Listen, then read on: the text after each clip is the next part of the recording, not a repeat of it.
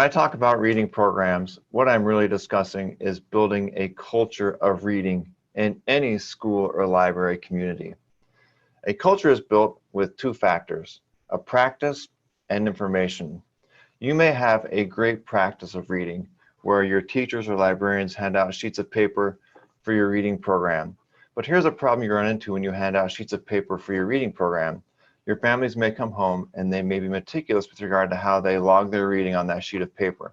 They stick it back in the backpack to send it back to school, or they take it back to the library, and a librarian or a teacher may look at that sheet of paper and see what happened, but then that data is stuck on that sheet of paper. You have the practice of reading, but you don't have any way to report on the data of your reading. And that's what I wanted to build with ReaderZone. I wanted to build a tool that helped you build the practice of reading a little more easily than you may be doing now. But I also wanted to give your organization a way to report on your reading data in a way that is very simple and doesn't cause you any more work.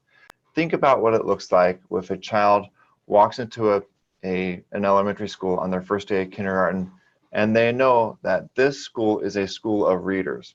And they know they're a school of readers because they report their reading metrics to their community on a monthly basis or a weekly basis or what have you.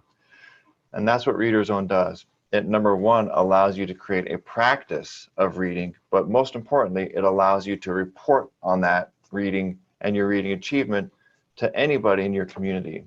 And that's why I think it's so important that when you have great reading data, you let everybody know. You brag about it. You talk about it with the parents, you talk about it with your administrators, you talk about it with your students, and you help them understand that they're in a culture of reading and they're expected to read and be proficient readers. When you have that data and it's stuck on a sheet of paper, it's almost impossible to take that data and report on it back to your administration, back to your community. With ReaderZone, all of your reading data is in one place and you can continuously report on it to really anybody in your community.